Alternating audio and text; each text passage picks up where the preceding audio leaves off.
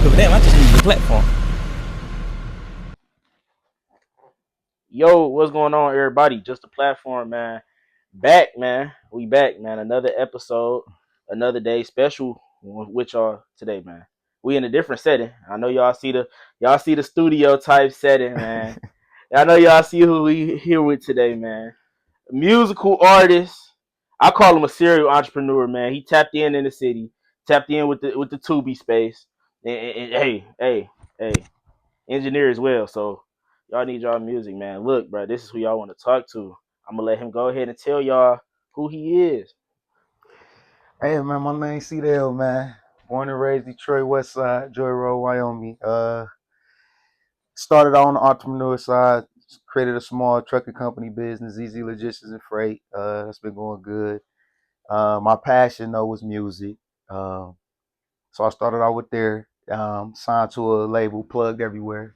Bully Boys, we've been doing good. Got some stuff on the floor. Shout out to my man Faz, my brother YB Bulwaki, my sis Mina, and been having fun with this acting thing. That started out as just like a project, but I'm starting to develop a passion for that as well. For sure, for sure. Nonprofit organization. Shout out to TQ, my baby. She helped me with that. That's my sis. Single Mothers of Superheroes, Smash Foundation. So we do a lot with helping with single mothers and things like that, get to know where they need to be. So, one day at a time. One day at a time. Always. That's Trainer too. Though. Yeah, personal trainer. Hey, we gonna talk about that. The man behind the camera. We gonna have I'll be having them running from him. I'll be in that gym heavy too. We gonna get into all that for sure. Yeah, so here just a platform. We like to start at the beginning of everything. So before the music, you talked about your passion was music. So before the music, before the truck company, before any of the entrepreneurship started, talk about how you even got into that space, into the room. Okay, so when I was young, I was growing up on North Line between Chicago and Joy Road. That was the street I grew up on. And my big bro, rest in peace, the big dog, he was doing music. He was doing music, and nobody else in our neighborhood was doing music. So he ended up getting on a little bit at that time, and he was bringing artists at the time that was popping back then, like Bone Thugs and Harmony. He brought them on the block. Too Short. He brought artists like that on our block in our neighborhood. No security, no nothing. So a lot of us looked up to that. So we saw the fame and everything else that came with him doing that. Mm-hmm. So I was just like, all right, that might be something I could do. You know what I'm saying? So I started tapping into it and then started finding my own lane from there. No, for sure. So in the music world, we know it's a lot of different genres. Everybody got their own path. It's a different way for everything. How was finding your lane in the music industry? Well, I was blessed to have people like Big Dog and other guys that was older than me. They always reminded me to be authentic. So whatever you gonna do, music, whatever, just be authentic. So it was easy for me to find my lane. Once I started getting into music, I made sure that I rapped on things that I experienced and went through or was tied to in some way, shape, or form. And I guess that lane ended up being a real nigga lane. No, for sure. And then I know, man, the road to that, just finding your sound and actually being able to take how you feel and put it on the sheet of paper and then eventually get that into an actual song, get in the studio and record that. That's not an easy process. Mm-hmm. So what was that first song like for you? Terrible. Terrible. The first time I wrote a song and recorded it, right, it was horrible. I knew I had a lot of work to do. And again, I thank God I had the right people around me to let me know that. So the first time I'm writing, I'm excited. I get to the studio, I'm in there, I'm thinking I got all the energy. When I heard the playback, I ain't need nobody to tell me. It was dull, it was dry, it sounded like I was reading off the paper. You know what I'm saying? So the first time was rough. Mm-hmm. But then I realized it was just because I lacked confidence, because I was entering a lane that I wasn't familiar with. So once I was able to gain my confidence, then it became easy. Yeah, so that first song gets recorded. You know what I'm saying? You talked about gaining your confidence. When do you feel like you realize I'm confident enough to actually go do this? So I don't know. I don't even know if this place still around. You know, they're all a little young. It was a place called the Stardust Lounge in Inkster, and my first performance was there. The first time I ever performed ever was at that place. So now, mind you, I recorded a few songs by then. So my big bro Locke, he had invited me to come open up for him, and when I performed, they loved it. Because one thing about performing, you're not gonna know if somebody like it or not until you do it. Especially if you're not like on, or if you got a song that's popping. Mhm. When they don't know the song and they don't know you don't know what reaction you're gonna get at all. No matter how dope you think your song is at that moment, Mhm. you don't know for sure until you get out there and perform it. So once I got out there and performed it and they liked it, I was like, all right, I could do this. Oh, for sure, for sure. So that first performance, what was that like when you first got on the stage? Just seeing the amount of people that was there. I was nervous as hell, bro. Because it wasn't like I've been playing organized basketball my whole life. So it wasn't that. I didn't play basketball in front of thousands of people. It was me going out there doing something that I've never done before and wasn't sure of. Like even Mhm. basketball, I knew I was good. So even my first games, I knew I was straight. Mhm. But I didn't know for sure if I was good at music back then. That's real. I felt it when I was by myself or around my guys, but I didn't know for sure. So I was nervous, only worrying about them booing me or messing up, Mhm. but so I was nervous my first time for sure. Sure. So let's take a step back a minute. You mentioned basketball. Hmm. So you hooped before all of this. What was what I'm saying? How did you take basketball and tie that into what I'm saying who you are today? The early lessons. Man, that's a great question. So I got introduced to organized basketball in the second grade. So I had a basketball in my hand then, and it became a passion. So I ended up playing basketball, organized basketball, elementary school, middle school, high school, and I'm gonna be honest with you. I should have played football, That's you know, real. but people kept telling me I couldn't play professional or real basketball at my height. So then it became a trying to prove somebody wrong.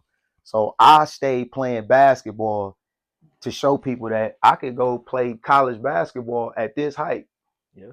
So that's how it got tied into my life. It was a lot of people say you ain't got nothing to prove. You ain't got to prove nothing to nobody. I'm not saying they wrong.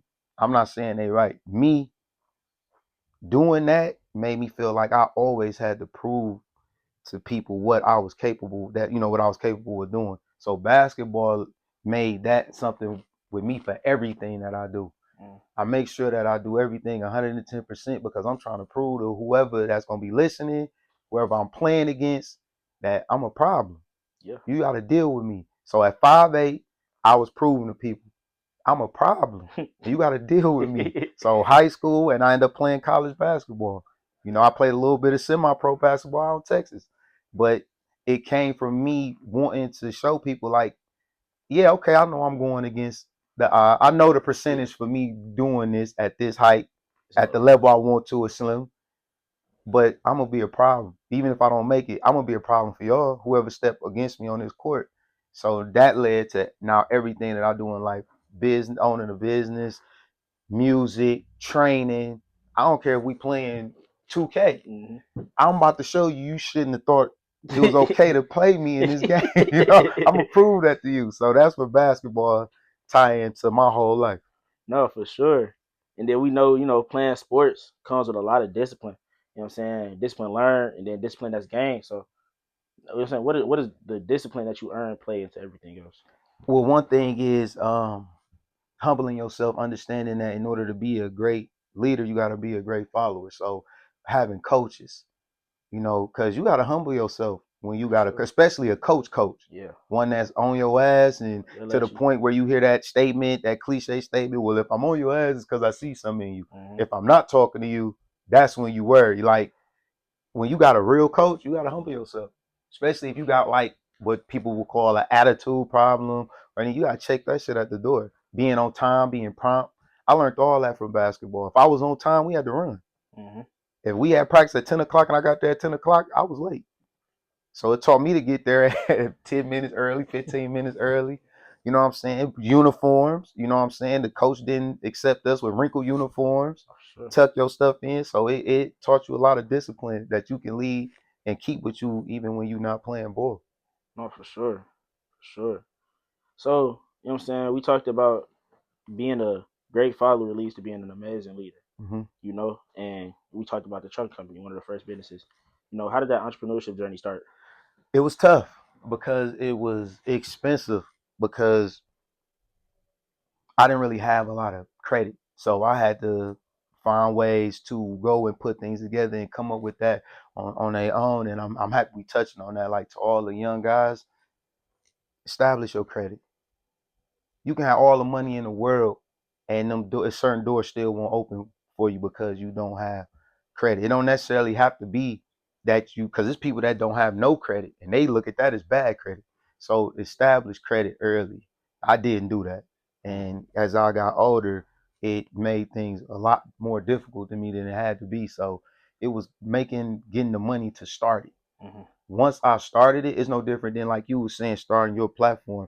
You learn the rest of it being hands on, the do's and nots and things like that. So I learned the little things, what to do, what not to do, certain people you can't hire, Mm-hmm. you know what I'm saying? But you learn that from them. At first I was just going off resumes and stuff like that. Then I realized, no, I gotta talk to you. I gotta sit You down have and to talk watch to it. you because you could put anything on that paper. And I had trucks get destroyed because of that. I had people not show up, and I had to drive from Ohio back to Michigan to do a load to keep my contract. So smoking people over, making sure they are who they say they are to the best of your ability. It's only so much you can do, but that was the hard part, learning your personnel and actually getting the business established. Yeah. No, and then with that, I'm pretty sure there's plenty other challenges that came along with those. Talk about some of the challenges. One was actually finding a company to contract me. So once I got the trucks, they were sitting for like a month and a half, 2 months, and them bills don't stop. You know what I'm saying? Because I got loans for the trucks. I didn't cash them out. So you talking about 26 footers. So Mm-hmm. we talking, in the thousands. So maintaining the payments until you got a contract, and then learning the ropes. So when I first got the contract, I was dealing with mostly white glove delivery, which is delivering and installing furniture. So some of those challenges was learning how to load the truck so you can get everything on there. Because if you don't load it right and you don't fit everything, you gotta come back and get that, or they gladly take that lane from you. So learn how to properly load the truck, learning how to build the stuff without looking at because that'll Mm-hmm. have you out there all day. Because you don't get paid by the hour, you get paid by the load. So you can make your money in 6 hours, or if it take you 16 hours, but that money stay the same. So learn how to be as efficient as possible doing that. So those were some of the tricks. But like I said, once you got that stuff down pat, then after that it was just putting the reps in. No, for sure. And how did you take some of those, I'm saying, lessons and stuff that you learned trucking related to everything, every other business that you own? Again, the key thing was the people. I don't care how great you are as a person, if you're not picking the right people to be a part of your team, it's not gonna work. It's not gonna work. You know what I'm saying? That's why the guy who owned McDonald's, you never met him before in your life. But I guarantee you, if the people that they hiring in there ain't doing that right, whatever their jobs are, they out of there. Yeah. And it don't matter how great the owner is, you don't even know him. You probably never meet the owners of most of the places you go to. But they gonna make sure that the people that's in there that you do see is right, or they not gonna be in there. So the key thing is making sure your personnel is right. Because if that's not right, I don't care how great your plan is. I don't care how great the product is. You can have the best food in America. If the people that's there serving is bad, they'll give you a bad review and not come back. Sure. So personnel for me was key. That was the key. Know the people that you bringing in that's going to be an extension of your brand. No, for sure. And you know what I'm saying, that right there should show like the importance of a team, and having a team around you. And even now, we in a room where it took a team to build this, it took a Yes, team to sir. put these people on these walls and stuff Yes, like that. sir. So outside of, what I'm saying, could you talk a little bit about choosing to work with friends and choosing to work with business partners. So the first thing somebody told me, one of my mentors was like, do not hire friends and family to nothing that you got going on that's money related, especially if you're talking about this is supposed to take care of what you do in your life on a personal level. Mhm. But that's easier said than done when you care. Yeah. And I have great stories where it worked out, and I have horrible stories where I literally had one of my cousins with me on a route with me, and I was probably an hour away from the warehouse. I turned around, drove him all the way back, and finished the load by myself because I loved him, and it was either me, you Yeah. know, beat your ass out here on the road, and our family ain't gonna be the same, and my Yeah. auntie gonna want to kill me or Yeah. take you back, And just let it be that. and just let it be that. Yeah. Because it's certain things that family and friends is gonna think they can get away with that somebody you hire strictly just for the job is not. Yeah. They might say things or do things and think that, oh, it's okay because that's big bro or that's CL. He ain't gonna say nothing. He Hmm. gonna be cool with it.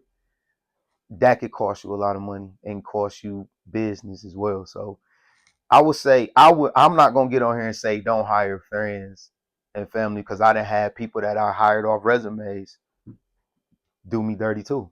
Yeah. You know, it goes all the way back to, and I'll probably say this 1,000 times when you talk to me, it's just you gotta smoke people over to the best of your ability and then go from there. Like I'm an energy guy, you know, I will go off that, whether it's a friend, family, or a stranger. Smoke them over, see what they energy like, cause I got years and years of experience and ties with family and friends that I've been doing this with 5, 6 years straight, and it's still been going great. Hmm. And I didn't hire people just off the street, and that didn't last long at all. So That's real. So stepping forward. So we didn't got the truck business started. You know what I'm saying? What was those next steps? What were those next steps after that? after getting it established, Uh huh. oh, like I said, first is not find the contracts. Yep. And so my first contracts with my company was Gardner White, and then that led me to Mattress Firm, and then Bob's Furniture. You know, so then it's getting to, like I said, you got to get your lane. Mm. So after you get the contract, they give you a lane. Your lane is where they have all your stuff lined up for you. So when you back in your truck, pop it, you put all that stuff in there. Now that lane got sofas, dressers, yeah, nightstands, king size mattresses, all that stuff. And you gotta find a way to fit all that on the truck. So the next thing, like I said, was learning how to load it. Yeah. Once you learn how to load it, then again, you gotta find, like me, I think I worked 75 straight days Mm. because I couldn't find another driver that could give me an off day. So I had me as a driver and I had two helpers, which was my guys. You know what I'm saying? They not brothers by blood, but blood couldn't make us no closer. Hmm. So I had them with me. And they was able to get off days because however many days he would work, the other one would come in and work until he was ready to come back. So training them was Hmm. next. Once I learned everything, now I gotta train them on how to do all of this. Train them how to drive the truck. Train them how to load the truck. Yeah. Train them how to unload the truck into somebody's house. Yeah. Train them on how to assemble the things that go in the house. Teach them how to break down the stuff that got to come out the house because if they pay for the white glove delivery Yeah. and they got a bed in there already and they pay for us to take it, or the furniture that's in there, they pay for us to take it. We gotta take that stuff out of there too.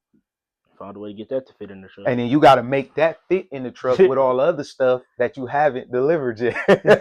With the garbage and everything, because you don't leave no garbage at their house. Yeah. So we take all the garbage. So all the boxes, all the foam, all that, the old furniture, all that stuff get put right back on the truck in a way to where you can still get to your next stuff or Hmm. your next delivery. And then you gotta learn how to alternate that every stop. Bring this one back, push this back, and it's not little stuff. Yeah. No, So it you gets alternate actually. nightstands and sofas and stuff like that. So again, it sounds crazy, and it Mm-hmm. is days where no matter how much you know, it can be tricky. But once you learn it, for the most part, it become routine. Oh, for sure. So in the beginning of that, you talked about credit. You know what I'm saying, if you want, to, you know what I'm saying, what are some of the things you did to help build your credit or get your credit to where you wanted to? Oh, so I guess the good thing for me was I just didn't have no credit, so I was asking for advice. So I got a credit card, or like two credit cards and things like that, and then I just used them. They just told me like when you pay on something or pay for something, don't pay it all back at once. So yeah, so we talked, you know what I'm saying, the beginning of the entrepreneurship journey. Let's talk the music side of things. You know what I'm saying, we talked about how you stepped into that in that first performance. So how have you maintained, being able to make music, drop music, and do that going forward? Well, like I said, I started when I was younger, so the I would say the most challenging thing was continue to reinvent myself as music changed. Not sounding like I did with the last wave and the wave before that. And I think that's how I was able to maintain being relevant within, the realm that I live in, for all this time. So reinventing myself and making sure that, because I do listen to people and I get inspired by people, but I still make sure I do it in a way where I still sound like me. I don't take from another artist and try to sound like another artist, but I do make sure that I stay up on what's going on and what's happening out here. So that way, when I do write and choose beats a certain way that it's at least consistent with, I know that I ain't sounding like no nigga from 20 years ago. Yeah, So getting that old school yeah, flow. And if I'm going on something like that, I'm still doing it in a way to where like if it was remixed and able to sound like now still, then I would do that. So yeah, so we talked about, being able to stay up with stuff in the now. You know what I'm saying? We seen you, you know what I'm saying, you on the radar. Plenty of the open mics. How was those experiences? Well, again, I'm a vet now, so so when I went, it was just another day, at the office for me. But it's still always fun and exciting. I think anytime I don't feel that, that's probably when I'll be like I'm straight. Yeah. You know, 'cause So yeah, so you know what I'm saying? You said for the love of the game for real. So once you lose that love for it, you know what I'm saying, it's gonna where you think the music gonna go? You know what I'm saying? Once you lose that love for it, it's gonna get put on the back burner or you on to the next. well, again, my passion is for writing, so I probably always write. Mm-hmm. But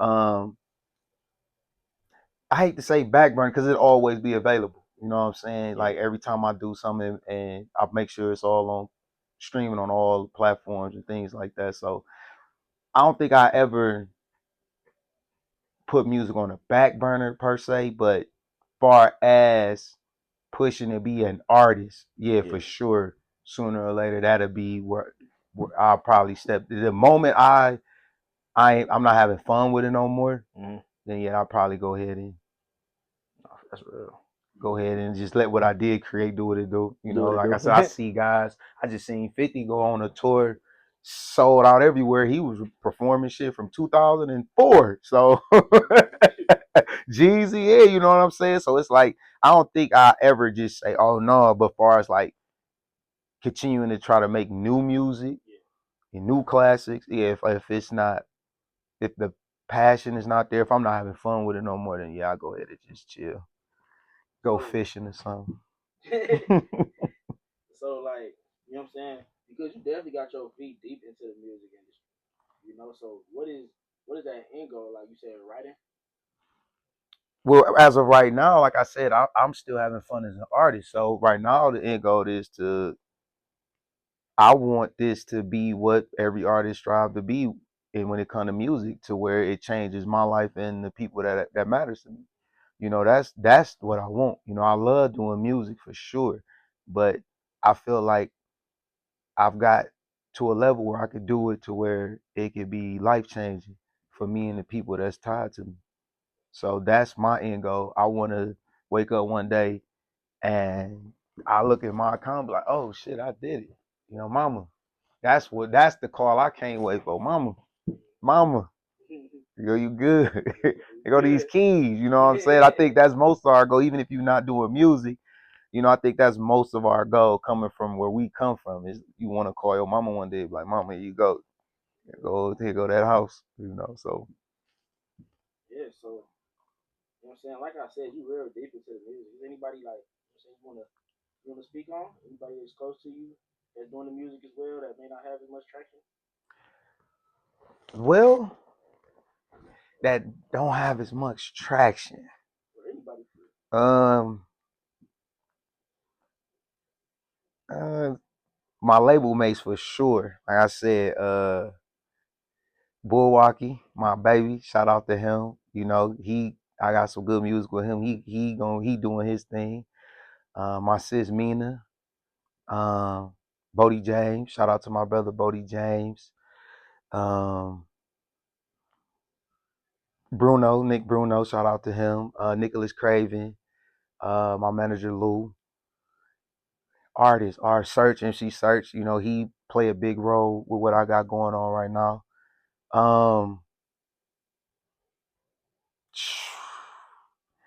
I know I'm gonna regret this, not thinking of none of my guys right now, no names, because I know after it's over, they gonna be like, you ass nigga. Well, all my people, if I ain't named y'all, man, I got some guys that's doing their thing. And if it come to me, I'm gonna say it. But damn, that's rapping right now that ain't got, because most of them got good exposure. Most of them got good exposure already. My baby Hydro, you know what I'm saying? That's my guy. Locke, that's my guy.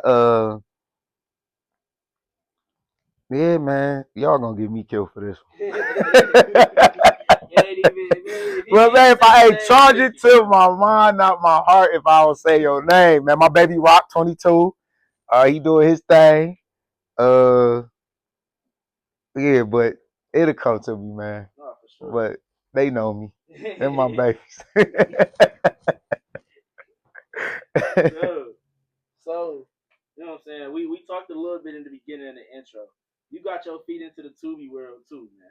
And it's the reason I call you a serial entrepreneur. You got a lot of stuff going for yourself. Yeah, man. Oh, Rare Gems. Rare, my sis. Don't kill me. Go ahead, though. Yeah. The Tubi thing. The Tubi thing. You good. Yeah. So how was that getting your feet into that Tubi space? I it was different because I didn't sign up for that. I didn't see that coming. So my big brother, his name Legend. Shout out to him and his wife. Um, he brought that to me. You know what I'm saying? He hit me up. He said it was a role that he felt fit me, the physique, everything I had going on. So I told him, like, man, I ain't never acted before, man. He was like, bro, just come give it a shot. If you don't like it, you don't like it. Just come, just see how I feel. I ain't gonna lie, man. I did my read and I did my first movie, and I was hooked from there, bro. Because the one thing that a lot of people had that I didn't have, for some reason, I wasn't nervous in that lane like I was when I first did the music. Because Legend was coaching me on how to be. So I'm like, I just do what he tell me to do. Be mad, I'll be mad. You be happy, I'll be happy. So it was a lot. To me, it was,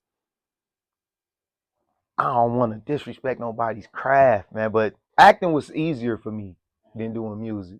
You know what I'm saying? It's easier. So yeah, it's fun though. I love it. I love it. Yeah, City Boy was one of my favorite characters because in that one, I wasn't. If I was trying to kill you, I didn't use guns. I was using machetes. So you was like, I was stabbing niggas and cutting niggas heads off him. In City Boy, man. So that was a fun one to play. I played a teacher in with her walls talk. That was different because I had to be corny in there. Yeah. Like the outfit, the way I acted, everything. So that was different. But my favorite, of course, was my first lead role, which is I Am Who I Am. That's out now on Amazon Prime. That'll be on Tubi January 7th. But That one was my favorite because I was playing the lead role in that one. And that movie touches on. I can give you a little bit of. So that movie pretty much touches on, like, so my fiance got raped in that movie, but we automatically know that the woman is going to be a victim in that situation. But not too many times, if ever, have you seen a movie where it shows the effect that has on her spouse. You know what I'm saying? Like, it was a lot he went through knowing that his fiance was raped, and you gotta deal with that. You can't break up with it, like, cause I mean, it ain't her fault, but you still, depending on your maturity level, depending on the type of guy you is, you still laying down know that he still was slept with her, had sex with her, put it wherever he put it, and you gotta be able to be mature enough to handle that.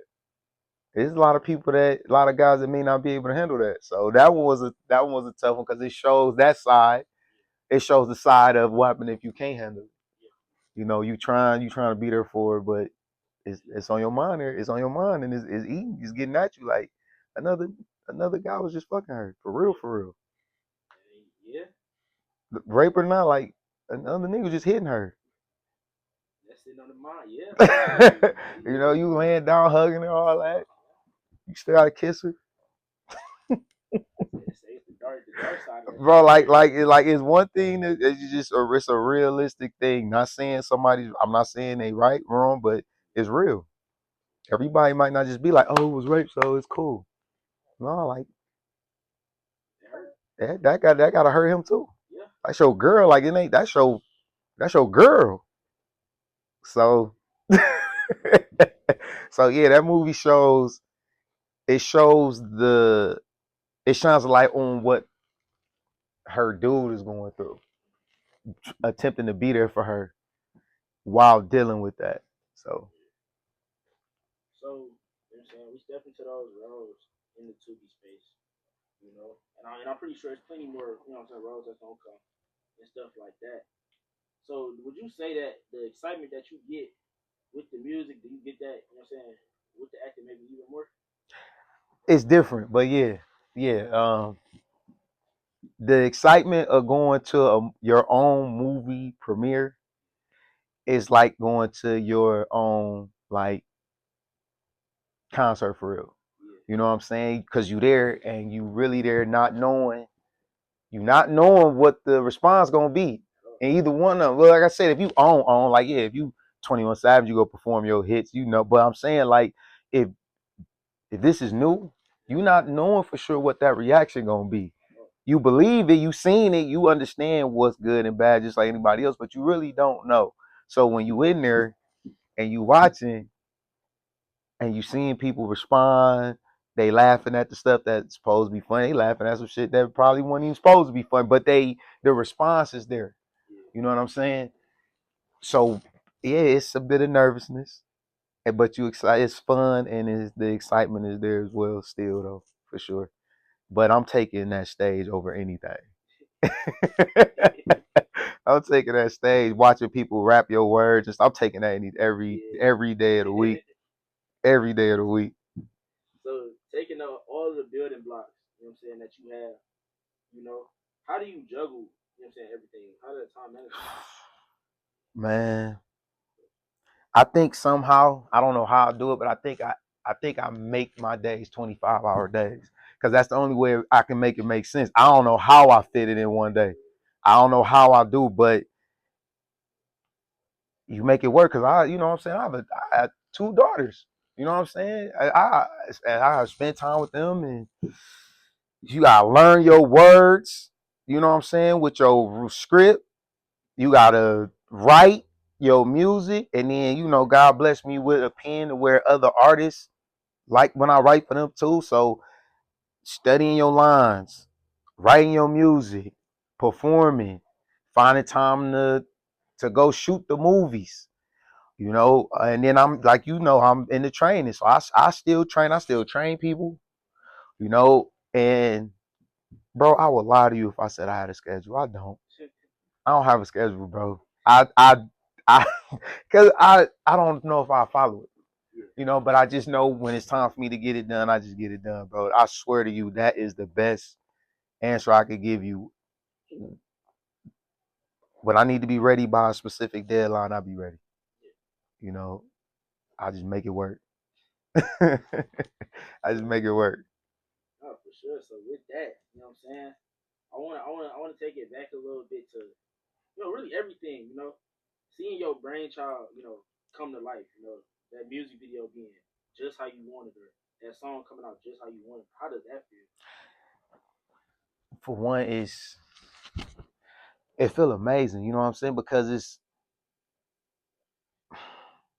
when you doing that and it's organic, it's not really like no real blueprint. Of course, you can go back and look at other things and to help you get there where you want to be. But really, you just this was my idea, tied in with the guy. Shout out my man Apple who shot them videos y'all see. He is a genius. So a lot of it, I be having help too. You know what I'm saying? Like coming up with those. I can't think of the word right now, but coming up with the stuff for the video, the treatments and things of that nature. I have a lot of help with that. That's not one of my strong suits. So, Fast, my boy Lot, Apple, they have a great imagination with stuff like that. But when you see it all come together, it's it's beautiful right then and there. But then it immediately makes me want to put something together to do another one. So now I got to make sure I got another good song that's I think is powerful enough to have a video tied to it and to still get the message out there that I'm trying to get out. And I want you to stay on that for a minute. For the people that are out making music, having music videos and stuff like that, and the next video didn't do as good as the last one. What is that? What keeps you going? That Well, trial and error, because I guess if you want to make music that sound the same, so you could get, I guess, a similar result, is cool. But that's not what I shoot for. So I'm already knowing like this could be greater, it could be worse, it could be around even because this one not gonna sound like the other one. So I don't get discouraged by that because it's like just how I'm learning what I'm doing, I'm learning my fans too. So the more music you put out, the responses in the comments, you are learning your fans too. Because your real fans, they gonna go through the bad and the good with you. You see what I'm saying? Like I'm pretty sure you got artists that you fan of where you was like, no, that one ain't it. But you was there for that next one. You know what I'm saying? So it's like, all right, they looked at the data, the analytics, and saw that you and other people was like, no, dog, they ain't fuck with this one. So it's like I learned from that one. And then I know when it's time for me to build another song to put out there, all of that I got from that one, good or bad. The other ones, I use that. The topics, the beats, you all of that come into play, and then you go ahead and shoot it right back out there. no, for sure. And like with that, how selective would you say you are with your sound? I'm saying how you pick your beats and stuff like that. But y'all probably see a lot of successful artists, they have their producers. So I got my own producers that pretty much build beats specifically for me. Now we have a great relationship when it comes to the beat, to the tempo, to my how my voice sounds. We pretty much got all that down now. So I damn near be loving every beat I get now because the producers that's in house, you know, shout out to Rain, Matrix, Prolific, Wavy Davy. We didn't pretty much put it together now to where when it's coming to me from them, it's already I was already in mine. So 9 times out of 10, when it come to me, it's gonna be what I wanted anyway. Oh, sure, sure. So you know, we gonna I want to stay in this music space. You know what I'm saying, just for a second, because I do feel like there are a lot of people, especially in the city, that feel like, man, I done dropped 2 3 albums, and I'm getting the same 100 listeners and stuff like that. So what are some words that you would give them? You know what I'm saying, just to keep going, to keep pushing. Easy content right now. if you don't have a video with your song, the song pretty much don't exist. And when I say video, it don't have to. You don't have to go get a Apple, or you got to put something with it. You know. So, and I learned that the hard way. You can have the best song in the world. You got to have some form of content with it, and you have to continue to make content for that specific song, and you push that song and get everything out that song as you can before you get to the other one. So my thing is if you putting out music, quality music that you know is good, maybe you need to start focusing on the marketing and promotion side of it to add to the great music that you're already making. So I would say in this new day and age, content, content. Shout out to my brother Tez, my brother Flynn Heen, the Phonics. Them boys was the ones that taught me that when I recycled and reinvented myself and came back. They like, man, see, you can rap your ass off, but you gotta have videos, you gotta have content. So once I added that and started hitting these, what I'm saying, these platforms, then I started seeing, okay, boom, because I got songs that I think better than them, and they only had like 50 views, 70 views, but to add the content, it went from that to 30,000, 50,000, and then Master Plan did 100,000, and I'm like, it's the content. That song to me had the best video. Whether I think that's my best song or not, it had the best video, and the content is king right now. So content. Don't get discouraged. Get on that phone and create content. Yeah, for sure. That's that's I feel like that's something everybody could take in all types of different fields. Mm-hmm. Whether it's somebody, if you doing get ready with me, man, you want to blow up on that side through content. The barbers, Yes, hairstylists, I agree. content. Even if you're doing something as simple as making T-shirts, record yourself making that shirt and stuff like that. So content is for sure the way. For sure the way. And we talk about, you know what I'm saying, on here a lot, bro. That platform. What's that like? You know what I'm saying? So, what are some things that you feel like you stand on the most in your day to day?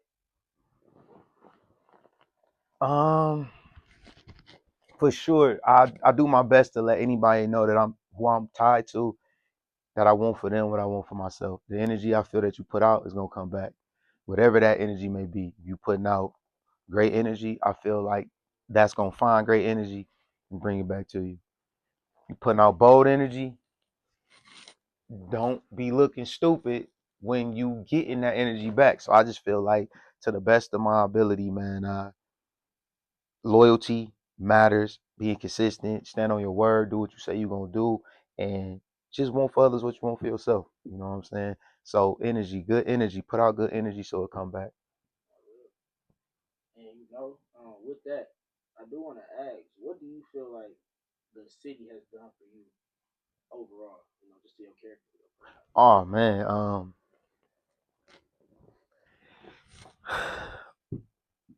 man, I learned about survival being from Detroit. I learned about, man, not folding and cracking under pressure when things ain't going the way you want it to go.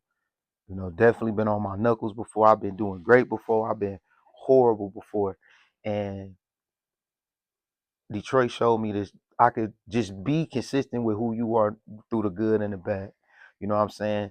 I know to be humble when I'm doing great, because I know that it could be, I could be doing great on Monday, and then something could happen and I could be down by Tuesday, Wednesday. So remember to be humble, stand on the things that I stand on when things going great, and don't turn my back on those same things when stuff is down. If I'm telling you I stand on something, I believe in God, ain't no sense of questioning all that stuff was bad, because I wasn't questioning when things was up. So I'm not gonna forget him when I'm good, and I'm gonna make sure I'm standing even stronger on that when I'm down. So Detroit definitely showed me to be resilient, be tough, and definitely understand when things is bad. You still got to find a way to make it work, especially when other people depending on you. Sure. You know what I'm saying? So, how do you take some of the things that the city taught you and pour it into, the younger generation of people? If you talking to younger people and they're not really grasping or they're not really hearing what you're saying, how do you get that, like that city there? Well, again, that's the one thing about I'm still so tied in with the younger generations, and what they be saying matter. And the thing is, if you not paying attention to what they doing, then what makes you think they're gonna pay attention to you when you trying to get them game? So when I chop it up with them and I talk to them, you know what I'm saying? I understand their lingo. I listen to their lingo. I talk with them the way they talk. And then when it's time for me to go get game to another group of guys, like I said, again, you aware of my nonprofit, you know what I'm saying? So when I go into them schools and I talk to them, you know what I'm saying, I make sure that I'm speaking to them in the way that they understand. So that way it's like I remember a career day, they come in there with a police officer in a police uniform and a fireman. Like, man, I don't know you. It ain't none of you around me, and we don't talk like that. So I don't believe you. I believe whoever you saying that for is who that pertains to. But I don't recognize what you, because everything got his own language. If you a doctor got their own language. They gonna say they not gonna use stuff. Oh, it come from the heart. They might use left ventricle, right. Like a lawyer, you hear a lawyer talk. They gonna say stuff about habeas court. Everybody got their own language. Where I come from, we got a language. The youngest that come from where I come from, they got a language. It's no different if I'm speaking the language they don't know, how they gonna understand what I'm saying. I'm speaking French to them if I'm not paying attention to how they talk. So I make sure that I understand their lingo and I speak it in the way they understand it, and they respect that. On it. And you talked about, you know what I'm saying, that nonprofit. So, you know what I'm saying, what even got you to say, man, I want to do this, something I want to do? Oh, that was easy. So the name of the nonprofit is the Smash Foundation, Single Mothers of Superheroes, and I come from a whole neighborhood of that. I seen single mothers turn into Wonder Woman, Superwoman when it was time to get something done. And how you ask me about all the time, everything I fit in a day. Think about a mother, single mother that go to school, that work, got to get her kid to daycare before she go to work. Got to find a way to get to daycare after work before they close, and somehow they do it. You know what I'm saying? So I seen so much of that growing up, and it's just like they would love even a little bit of help if it was possible. You know what I'm saying? Certain things in their home that a man's supposed to be fixing or whatever the case may be. We could go in there and, you know, if we can find ways to help you get your kid, because sometimes daycares don't be open by the time it's time for a mother to go to work. Sometimes they don't stay open late enough by the time you get off work. So it's like all those things I seen growing up. You know what I'm saying? My mom played a huge role in that too. You know what I'm saying? She know what that's like. So it's like seeing that all the time. It was like some form of relief. Not to enable them. Like the nonprofit wasn't designed to enable a mother, but to give assistance to the ones who really out there striving to do something. So it was easy for me, like easy. I love helping people. I think that's one of the things God blessed me with. One of my strengths is helping people, because I enjoy that. I enjoy that more than doing music. I mean, I feel like that's a great trait to have. Even sometimes I catch myself like I like helping people more than I rather they have the non, you know what I'm saying, the not sometimes. Because you a hustler, you gonna Yeah, find a way to make it happen anyway. sure, sure. So with all of that, right? And we I'm just gonna take everything and use it as a building block, you know. So we take everything, the nonprofit, starting the trucking business, the music, the acting, and we take all of that, you know what I'm saying, and remove it from your name. You know what I'm saying? Just who are you as a person? Well, again, I think the essence of me is what we talked about just now. I think my foundation is, I think God put me on here to be a vessel to help people. And I think, no, I know if I ain't have none of that going on, whatever I could assist somebody with, I would. You know what I'm saying? If you needed $1 and I had $1 to my name, I feel like if the energy was there and I know that you needed that and you was going, whatever you needed to do with that, you was going to do it the right way, I give it to you. I really feel like me doing what I can to make others better will be what I'll be doing without none of that. So, you know what I'm saying? Because I'm the oldest of 7 kids, by the way. So Oh, yeah, I yeah. don't know nothing but help. I don't know nothing but compromise, sacrifice. You know what I'm saying? So I'd have been that. I'd have been that. You know what I'm saying? I'd have been that whether I wanted to or not. Being a leader and all that, I didn't ask for none of that. It was through in my lap. Yeah. My little brother say somebody mess with him at school. I don't have time to go see who it is first. You know what I'm saying? I don't have. I gotta go. I could be going to fight a nigga who 10-0. But I gotta go. So it's always that's always been there. Sure. And we see where we at now. You know, you could say you sitting in your chair if you want. You know, like we see where we at now. So I just want to talk about for a minute, man. The the steps it took to get here. Okay. So explain some of those hardships and things that even got us where we at. Well, I'm gonna be honest with you. I didn't have too many hardships for this exact situation. You know what I'm saying? Like I said, I was blessed to have my big bro come into my life. His name is Fastlane. You know what I'm saying? Y'all seen him earlier. He very humble, as y'all see. He don't talk a lot. He's businessman, serious. And he invited me into his family, which is again Mina and Bulwaukee, Red. Shout out to my big bro Red, which we call Bully Boys. You know what I'm saying? And again, I know how it sounds, but I think from y'all just talking to me now, the name is not what it is represented for the most part in society. You know what I'm saying? We take it as we bully the bullies. Rather we bully the hardships. We bully the ones that's trying to stop us from getting to where we want to. You know what I'm saying? We bully the ones that mess with the ones that's being bullied. That type of role. So once he let me know he was very interested in the way I move when it come to music and outside of the booth, because our relationship was built, the way it was built had nothing to do with music. That came second. So he made this very easy for me. You know what I'm saying? So none of this will be going on. None of the stuff you seeing me doing, none of that will be going on if Fastlane didn't decide to rock with me on this music thing. So one too many hardships with this. The only hardship now is because he made it this easy, you don't have no excuses. Ain't no pulling up the archive, the files on here, and you go to my folder and ain't no music in there, or the last time a music song was recorded was 2 weeks ago or 3. Ain't none of that. Ain't nothing. So if it's any hardship, is me. All I have to do is make the music. So I would say that's the only hardship. If that is one, is ain't no slacking. I don't have no excuses to not being here and doing music. So And that's what shows something that we touched on a lot. Just like the people around you and that community. You know what I'm saying? Having a community of people around you, that are like minded.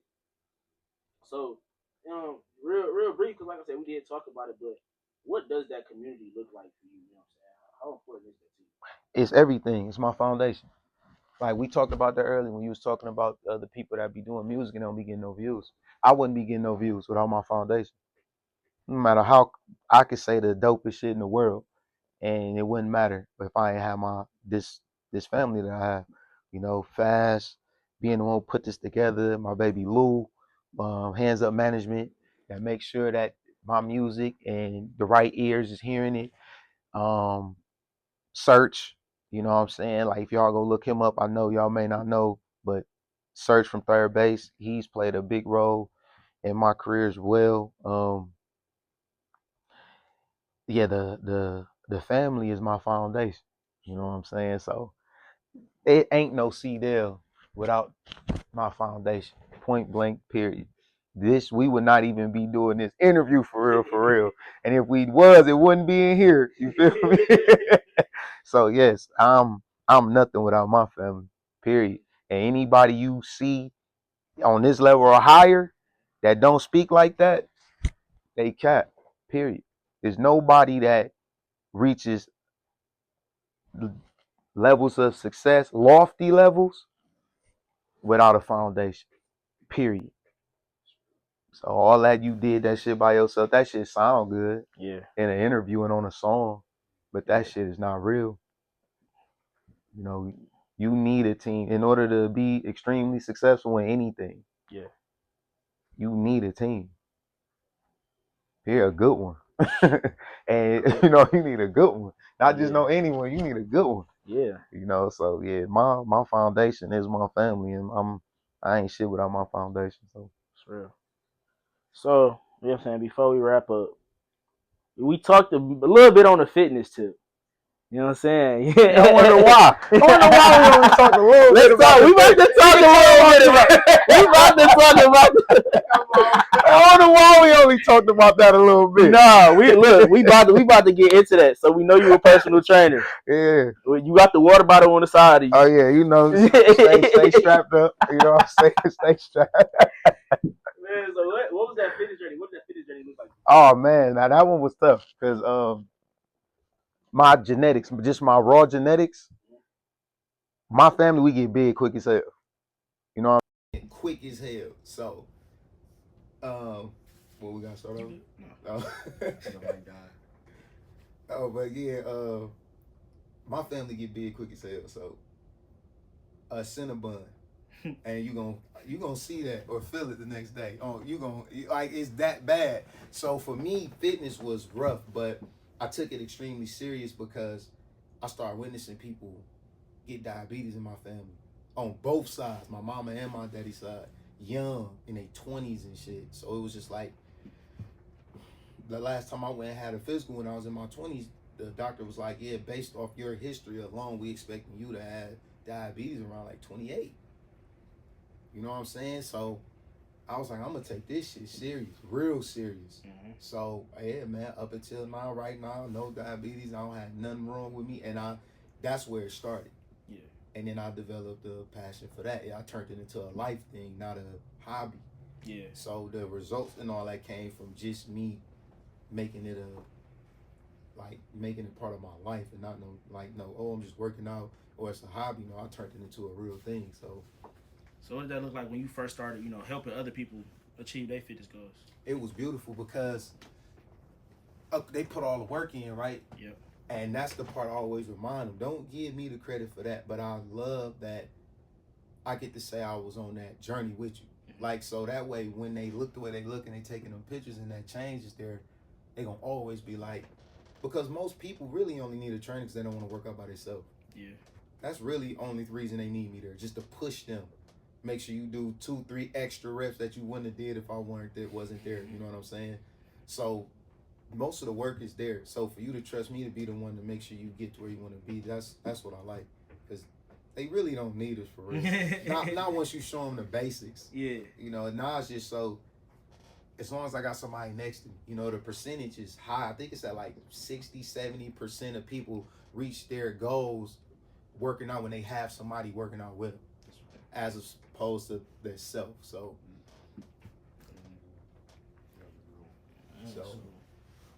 I mean, just for a second here, all right, just a second. I want you to talk a little bit about, you know what I'm saying, when you get somebody that you trust to be training, and then they don't show back up. Well, I would say this, you know what I'm saying? It ain't for everybody. You know, it's not for everybody. And because, especially me, because I'm high intensity. Yeah. You know what I'm saying? Like we not going in there to play around and all that. Give me 45 minutes to REO time. You give me your best version of you, I'm gonna give you my best version of me. The things that you control outside of that is your eating habits. If you control that part, I promise you get what you want out from me every time we go. Mm-hmm. But that's not easy. Yeah. You know what I'm saying? It's not easy. The first 2 weeks is the worst. Everybody don't survive that. I always tell them, you survive the first 2 weeks, you straight. Mm-hmm. But if they don't make it, is either they not ready for that type of training, which is possible. Yeah. They not ready for training with me yet, or working out just ain't them. Yeah. You know what I'm saying? Which is possible. I just tell them, The people that don't work out gotta focus on their eating habits more than anybody though, because you don't have nothing to cancel it out. Yeah, there's no balance. So if you eating and you gaining weight, you don't have nothing there to stop it. So your eating habits you have to be on point with your eating habits for sure. If you're not working out, But yeah, it ain't for everybody. So, you know what I'm saying, before we wrap everything up, we like to give each guest a chance to give a platform to anybody that's watching. You know what I'm saying? Really just a few words or just you know what I'm saying? Something to lift somebody up that may be in your situation, maybe not in your situation, or in your field or not in your field. Just a few things to let them know. Okay. So it's an acronym I go by. I even name my fitness company that MIW, Make It Work. I just feel like no matter what you're going through, find a way to make it work. You just gotta find a way to get through it in some way, shape, or form. Because if you believe in the higher power, and if you don't, no judgment. If you believe in it, he says he never put nothing on you that you can't handle. So the things you can control, you make it work, and the things that you can't, you put in his hands and let him handle that, because he said that he would. So my advice to everybody is, no matter how bad it can get worse. So what you dealing with, strap them on, make it work. Yeah. You know what I'm saying? Because to me, that's where you literally know who you are, in my opinion. Mm-hmm. It's easy to stand on and be whatever you want to be with everything good. You really get to know who you are, what type of person you are when everything is going wrong, and it seems like no matter what you're doing is working. That's when the real you gonna show. You know what I'm saying? Are you still humble? Are you still the same person when you talk to your girl or your mans and them? What changes then? I think the true essence of somebody comes out in those situations. You just make it work.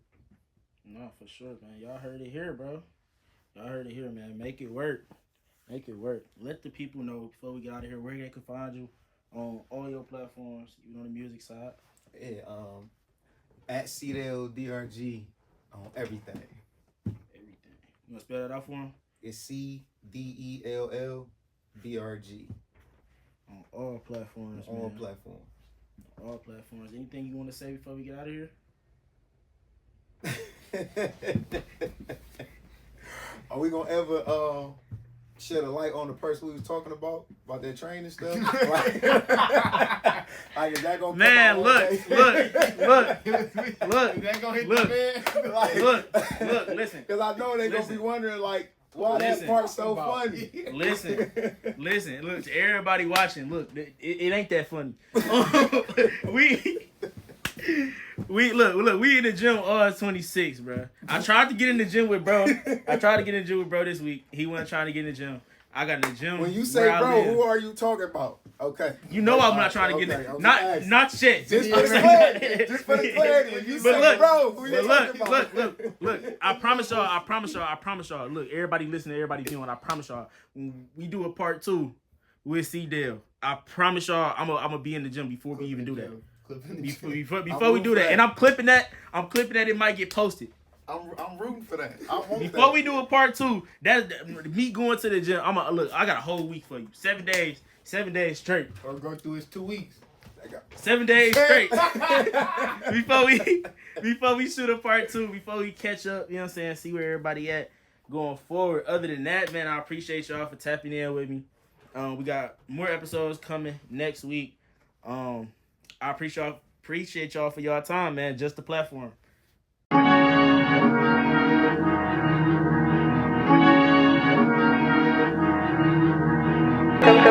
Top